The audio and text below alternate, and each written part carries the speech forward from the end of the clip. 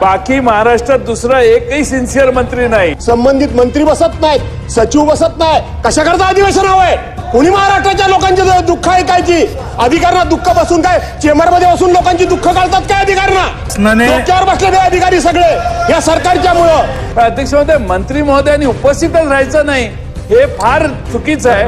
वर प्रश्न उत्तर आहे चालू, प्रश्न उत्तर चालू आहे, त्याला काय अर्थ आहे? स्थगित करावं 10 मिनिट। ज्या विभागाच्यावर चर्चा आहे त्या विभागाचे मंत्रीच नाही तर चर्चेला काय अर्थ आहे? मुख्यमंत्री महोदयांनी बसलं पाहिजे आणि यापूर्वीचे मुख्यमंत्री कायम विरोधी पक्षनेते या भाषणाला बसत असत, पण मुख्यमंत्री नाही तर किमान 2 उपमुख्यमंत्री आहेत, दोन्हीतले एकही नाही। त्याचबरोबर संबंधित ज्या डिमांडवर या ठिकाणी भाषण विरोधी पक्षनेते करतायत त्या डिमांडचे संबंधित मंत्री सुद्धा ना। अध्यक्ष महोदय, काय चाललंय काय हे? इतक्या सभागृहामध्ये विरोधी पक्ष नेते विरोधी पक्षाला तुम्ही जर निग्लेक्ट करत असाल, कशाला चालवता सभागृहात? एक तर संपूर्णपणे नियमबाह्य सभागृह चालतंय, संपूर्ण नियमबाह्य कामकाज चालतंय। आम्ही खाली मान म्हणून त्या ठिकाणी गप्प बसलोय आणि तुम्ही विरोधी पक्ष नेते सभागृह अडवण करा। अध्यक्ष महोदय, थांबवा सभागृह। विरोधी पक्ष नेते चालतं का म्हणे? विरोधी पक्ष नेते काय चालू करू? पुन्हा पुढे बोलू? कोण आहे ते आरोग्य खात्याचे मंत्री होते ते गेले, उपमुख्यमंत्री महोदय आलेले, आपण चालू करू। अरे अशी पद्धत नाही हो अध्यक्ष महोदय, तुम्हाला विनंती आहे आमची। हे पद्धतच आहे, नवीन पद्धत तुम्ही सभागृहामध्ये आणताय उद्या। किमान त्या खात्यातील यांना कोण थांबवलं होतं? मंत्रिमंडळाचा विस्तार करून राज्यमंत्री करायला पाहिजे। अनेक बाशिंग बांधून होते, कोट शिवले होते, त्यांना करून टाकायला पाहिजे। पण आज जे मंत्री आहेत, आम्ही बोलतो, ऐकायला नसेल तर माझी विनंती आहे तुम्हाला की तुम्ही 10 मिनिटांसाठी सभागृह तहकूब करा, सगळ्यांना बोलवा आणि मग चर्चेला सुरुवात करा। अध्यक्ष महोदय, आपल्या चार विभागाच्या मागण्या आहेत। सर्व सभासद ज्यावेळी बोलतात त्यावेळी त्या मंत्र्यांनी ऐकलं पाहिजे आणि त्याला उत्तर दिलं पाहिजे। हे एक कोणीतरी मंत्री बसणार आणि उरलेल्यानी उत्तर द्यायचं। एकच सिन्सिअर मंत्री मला दिसतायत, ग्रामविकास मंत्री।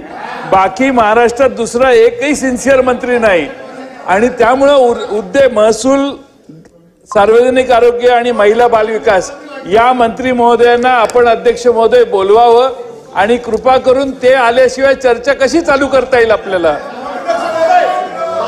अध्यक्ष महोदय, सन्माननीय विरोधी पक्षाच्या अनेक मान्यवरांनी इथं एक मुद्दा काढलेला आहे। आम्ही पण सभागृहामध्ये अनेक वर्ष काम करणारे सहकारी आहोत।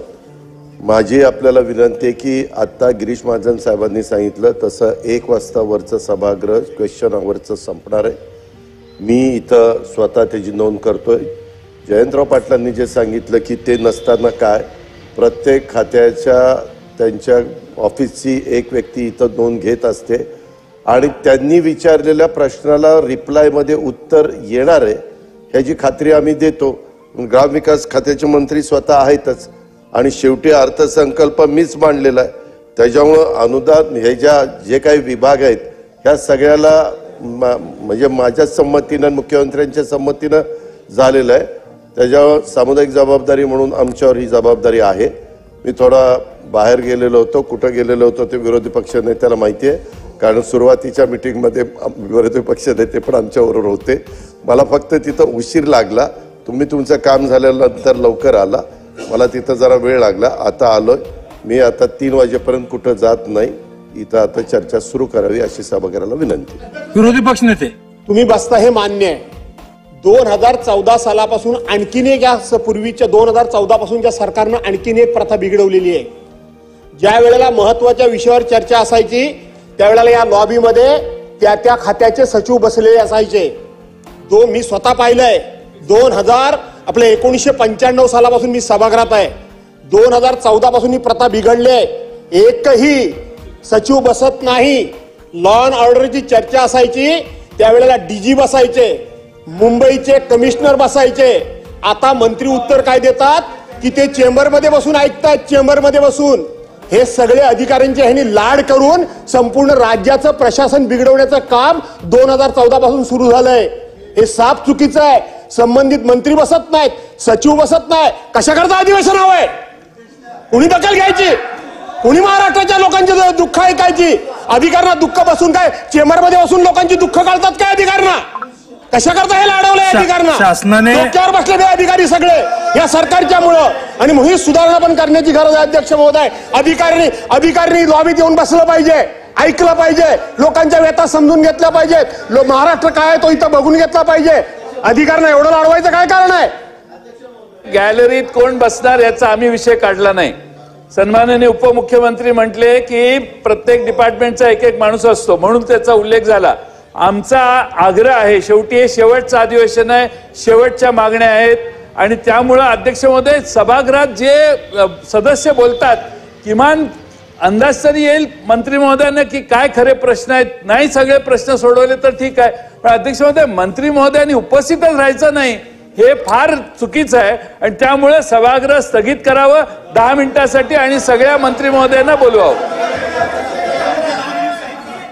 अध्यक्ष महोदय कितीदा सांगायचं, हे सिनियर सदस्यांना समजत लक्षात येत नाही का? वर प्रश्न उत्तर आहे चालू, प्रश्न उत्तर चालू आहे, त्याला काय अर्थ आहे? विरोधी पक्षनेते आपण चालू करावं. माझी सभागृहाला विनंती आहे, 4 वाजता गिलोटीन आहे, ह्याच्यात वेळ का वाया घालवताय? ऐकतोय ना आता? अध्यक्ष महोदय, सन्माननीय दादा, आपण बसलात, आपल्याचा आम्ही सन्मान करतो, परंतु आम्ही प्रश्नोत्तराची यादी काढली, त्यामध्ये आरोग्य विभागाच्या मंत्र्यांची वर काम आहे काय? आता बसून होते, 1 मिनिट, आता बसून होते, आता 2 मिनिटापूर्वी ते गेले. तुम्ही 10 मिनिटासाठी सभागृह स्थगित करा आणि मंत्री आल्यानंतर बोलवा. 4 विषयाच्या संदर्भातली चर्चा आहे, 4 विभागाची. मंजूर करा आणि पुढचं विनियोजन बिल घ्या.